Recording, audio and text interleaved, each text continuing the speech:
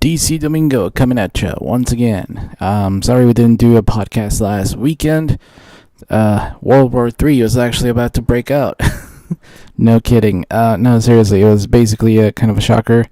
Didn't expect, missiles to be fired, and then later on there was a dumb North Korea scrimmage. So yeah, that was kind of disheartening, from doing a podcast. I wasn't feeling too inspirational or inspired.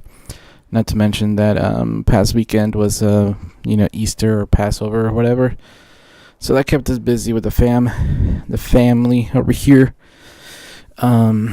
Anyways, but we're back. Thank you guys all for watching. There seems to be like a steady, inflow of people, so we're gonna try to make it snappy and quick. I will be making up the podcast though. I have a couple things planned. One thing that I really want to do is Ode of Joy for DC Comics.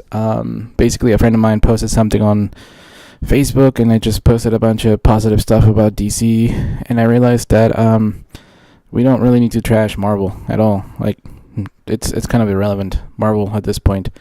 I realized there's a lot of new, I wouldn't say bandwagon fans, because they seem legit, but a lot of new fans have come on board since these 3 movies have been released, and I just feel like I'm a little bit older, wiser, and I was invested into DC Comics before it became mainstream with the movies, with the current movies nowadays, because they've been making movies since the 40s, so I know my story, I know my history, and I kind of want to give people something to be cheerful about, and I'm just going to write all those wonderful things that I wrote, probably put them all in a cohesive, couple pages, read them out to you guys with some really cool artwork. So anyways, well, let's get started with this podcast.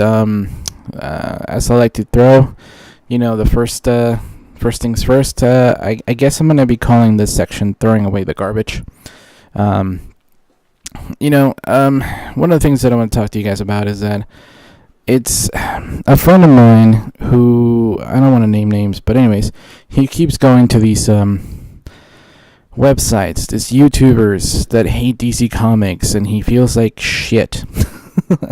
And he keeps kind of waiting for them to change their mind, and well, maybe one day they'll be okay. And I've learned a long time ago that Bill O'Reilly is not gonna like Mexicans anytime soon. I've also learned that Bill O'Reilly is never gonna treat women really good. So I'm not gonna be sitting there waiting for Bill O'Reilly to change his damn mind. I have one life, and I'm not gonna subjugate myself to people that hate me or that don't care for me. So I'm gonna ask you guys to just boycott anybody who is biased against DC Comics. There are plenty of people out there who will cover whatever those idiots say. Taking one for the team. There's always a brave soul who's like, hey, so and so talk trash about DC Comics. And then the regular DC guys will talk to you about it. We don't have to, do fact checking most of the time, because what they have going on are nothing but opinions. If they say, Batman the first comic of Batman appeared in 1963, you can kind of be like, no, that's not true. So they're not really dealing in facts. They're just dealing in opinions, and that's a waste of time. For instance, I'm going to give a big shout out to this awesome, I'll basically do something called Unite the 7. I'm going to give a shout out to 7 awesome people. I'm going to keep a tally of who these awesome 7 people are. It's a Facebook page called the Flightcast. And this guy here is an editor from UpRoxx Entertainment. And UpRoxx, filters pop culture stuff all the time to big-time publishers, mainstream media. And, there we have admitting that, the big studios need to kiss their ass every once in a while. That it isn't so hard to do. And, yeah. So that's the kind of stuff that we're talking about. Sometimes you should really boycott anybody who is kind of biased in the media because they're not going to say anything nice. That's like being in an abusive relationship. If you are, going to these websites who talk trash about DC and you're like, oh, maybe one day they'll like me. No. Just enjoy what you enjoy. Live a life. We only have one life. There's a lot of stuff going on in the world that, makes you worried. Just enjoy your hobbies and, live your life to the fullest, man. And sometimes, I even have to say this, but like sometimes even the celebrities are a little bit gullible. For instance, when you call out these giant media sites, like Collider, they put the little emoji of clapping for this actress's comment. The comment was like, can you believe it's 2017 and we're talking about the first female villain? They clapped to that. That's Collider right there. When somebody called them out on it, they threw the actress under the bus. Take it up with her, they said. So, they're just doing whatever they can for clickbait, even including throwing people under the bus. So yeah, don't rely on them. Like I said, there's always somebody who's going to check it out for you. And sometimes the DC guys are starting to respond. There was a really stupid rumor that there were going to be 4 Batman movies in 2019. John Berg, who is one of the head of the DC Entertainment and Warner Brothers, was like, hey, Geoff Johns, why didn't you tell me we were releasing 4 Batman movies in 2019? Can we increase that to 10? Geoff Johns, I think, replied like, well, I was actually thinking 50 with Batmite being one of them. So yeah, that's pretty cool. And, you also want to keep doing that. The more you check these biased media and biased bloggers, the better it'll be. For instance, over here we have comicbook.com, trying to pimp out and promote Captain Marvel, which is Miss Marvel, because the original Captain Marvel is from DC and Fawcett Comics. Brie Larson describes her Captain Marvel as really funny. That was posted by Fake Scorpion 1112 on Twitter. Big shout out to him. In the same picture, this Fake Scorpion 1112 described Gal Gadot says Wonder Woman stands for love, justice, and compassion. That seems more heroic. A clown can be fun. Cat videos can be fun. Monkey videos can be fun. So what we want in our superheroes is a little bit more deeply meaningful than a meme. So this is the we kind of threw away the garbage, as it were. Now it's time to unite the 7. Big shout out. I'm going to start off with this guy. This guy's pretty big, obviously a DC fanboy. J-Roar, visit him on Facebook. He actually responds to you on Twitter. I mean, he's not as big as PewDiePie, but he is pretty legit. Also, this new guy has been really upcoming in my radar.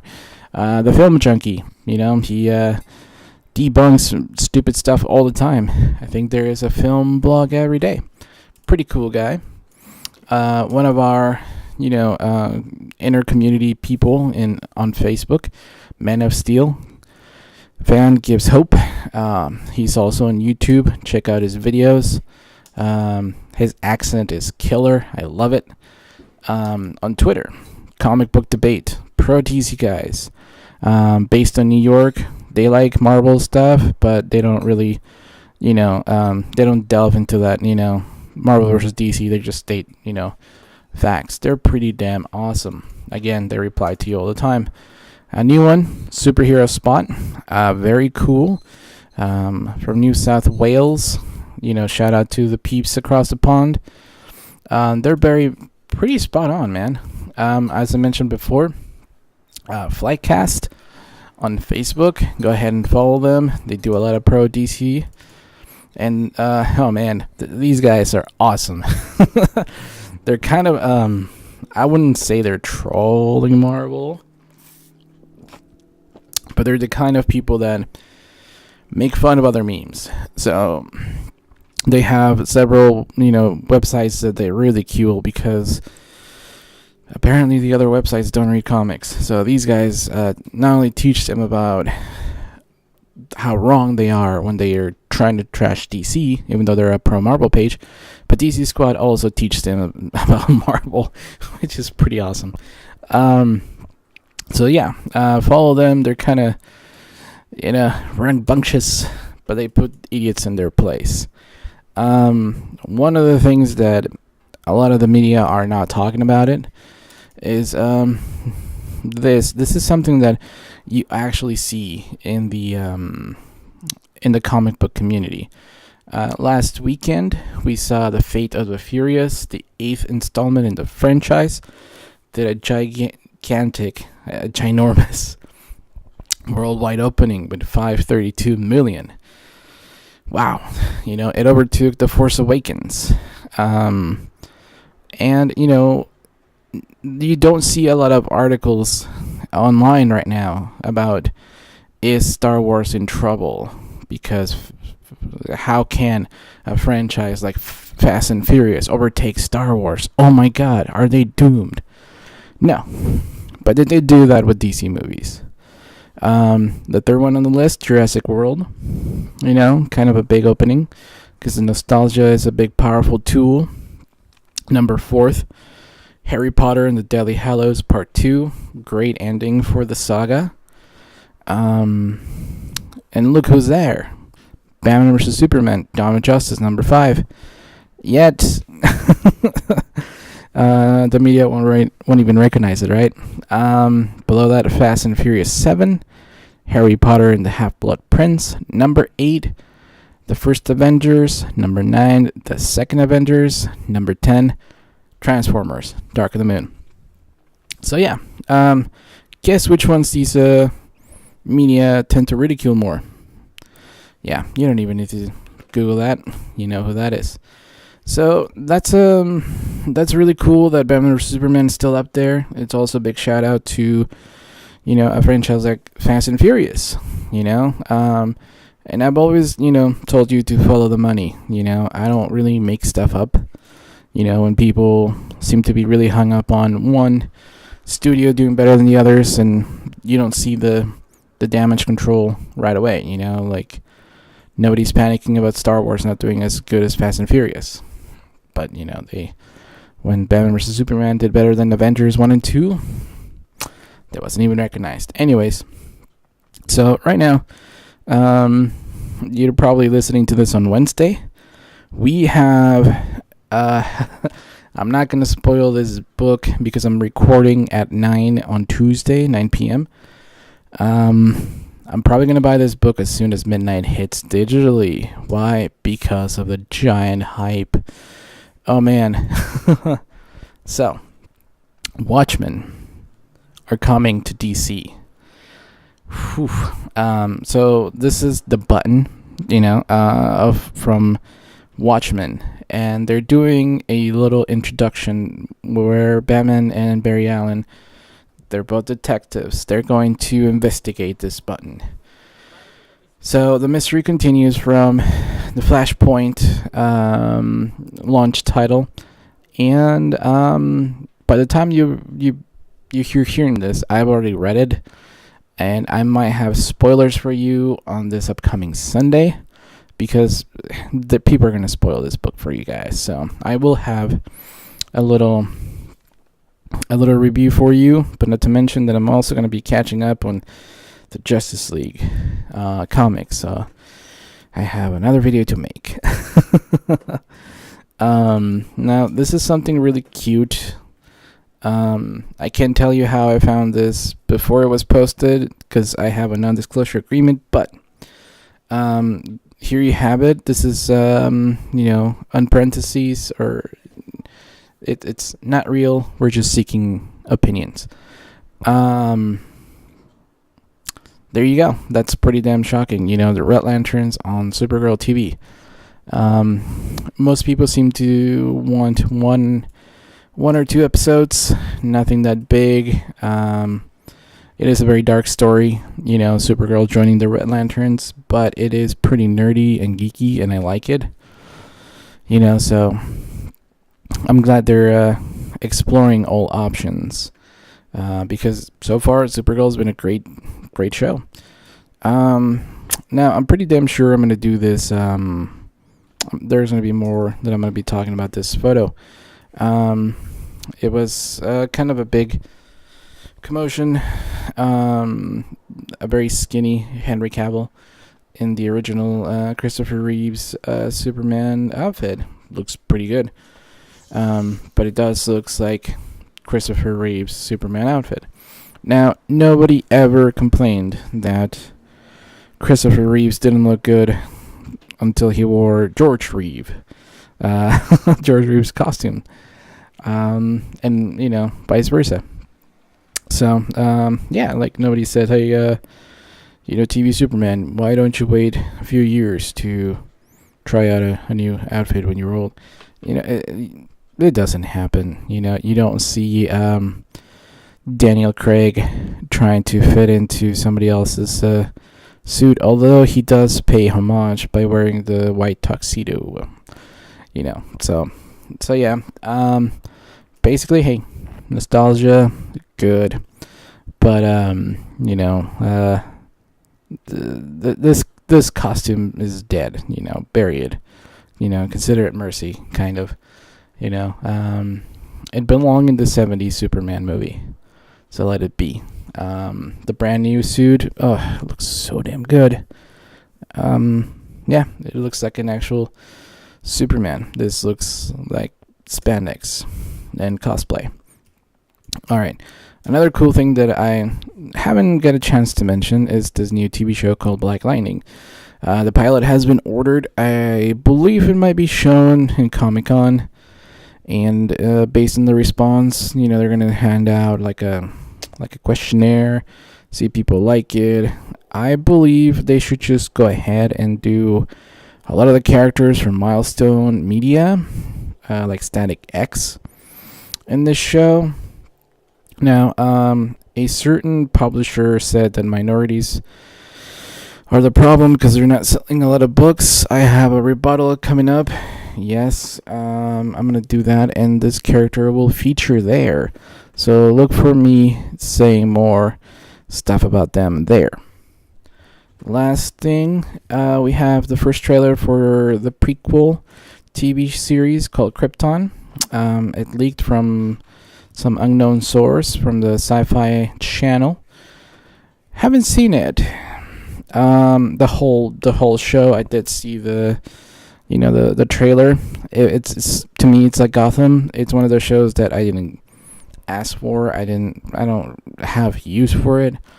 But like Gotham, if it surprises me, sweet, I'll have another show. If it doesn't, it'll be like Powerless, one of those shows that I'm like, not for me.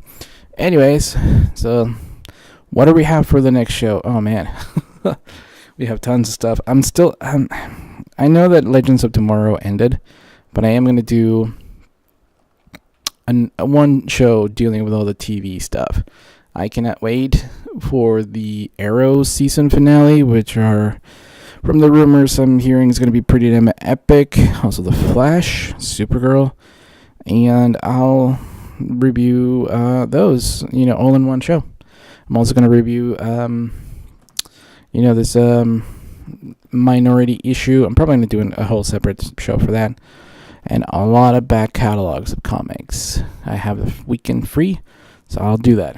Anyways, and I'm also going to do a Ode to Joy for DC. Thank you guys. This is all I got for this week. Times are exciting. Support DC. DLC at DC. All right, bye.